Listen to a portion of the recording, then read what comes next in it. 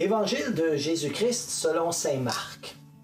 En ce temps-là, les pharisiens et quelques scribes venus de Jérusalem se réunissent auprès de Jésus et voient quelques-uns de ses disciples prendre leur repas avec des mains impures, c'est-à-dire non lavées, par attachement à la tradition des anciens.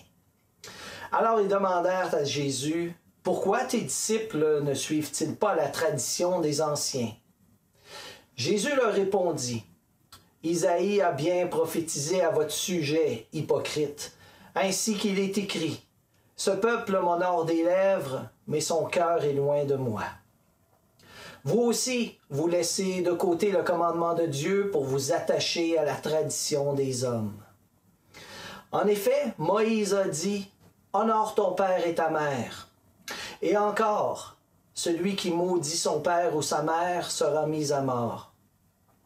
Mais vous, vous dites, supposons qu'un homme déclare à son père ou à sa mère, « Les ressources qui m'auraient permis de t'aider sont corbanes, c'est-à-dire dons réservés à Dieu. Alors vous ne l'autorisez plus à faire quoi que ce soit pour son père ou sa mère. Vous annulez ainsi la parole de Dieu par la tradition que vous transmettez. Et vous faites beaucoup de choses du même genre. » Les traditions. Les traditions, ça fait partie de nos vies. Par exemple, la musique traditionnelle qu'on écoute au jour de l'an, la fameuse dinde de l'Action de grâce, les fêtes de la Saint-Jean-Baptiste. Bref, on a tous des traditions ou des habitudes bien ancrées qui jalonnent certains événements de notre vie. Mais l'Évangile nous rappelle que les traditions, entre autres les traditions religieuses, ça a du bon tant et aussi longtemps qu'elles nous aident à nous tourner vers le Christ. Le danger dans les traditions religieuses, c'est quand on finit par tomber dans les obligations, dans le « tu dois » ou « tu dois pas », puis qu'on s'éloigne du message évangélique. Quand la tradition devient elle-même parole d'Évangile, on risque de se retrouver sur une pente glissante. Mais quand à l'inverse, l'Évangile devient le point d'ancrage de nos traditions, là on se sent prêt à honorer nos traditions, mais aussi à en créer des nouvelles au besoin, parce que dans tous les cas, l'Évangile va nous tourner vers nos frères et sœurs, puis en même temps vers notre Dieu d'amour. Notre pape François, dans un entretien publié en 2013, a dit à propos de l'Église, « Je vois avec clarté que la chose dont a le plus besoin l'Église d'aujourd'hui, c'est la capacité de soigner les blessures et de réchauffer le cœur des fidèles, la proximité, la convivialité.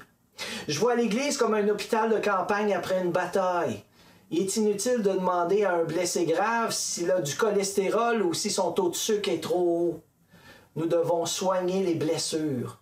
Ensuite, nous pourrons aborder le reste. » Si nos traditions, si nos habitudes font de nous des infirmiers de l'Évangile, des urgentologues de Dieu, elles sont évangéliques. Sinon, on se doit de les questionner.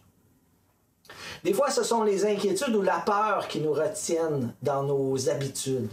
La peur du changement, peur de briser une routine bien établie, peur de ce qui pourrait nous arriver si les choses devenaient différentes. Personnellement, pour ne pas me laisser figer dans ces peurs, je me rappelle 3 simples lettres, QFJ. Ce qui veut dire « Que ferait Jésus ?» Lors des JMJ de 2013 au Brésil, j'ai reçu un bracelet sur lequel sont inscrites les lettres QFJ. C'est une façon originale de m'aider à me tourner toujours vers celui qui donne un sens à ma vie. Chaque fois où je me sens menacé dans mes habitudes, où je me sens bousculé dans mes vieilles traditions, je me demande « Que ferait Jésus s'il était à ma place? » C'est une bonne façon de questionner nos habitudes, nos traditions. Si nos traditions, nos habitudes nous éloignent du message évangélique, on doit revoir nos positions. Mais si nos comportements, nos façons de faire sont à l'image de Jésus, nous sommes sur la bonne voie.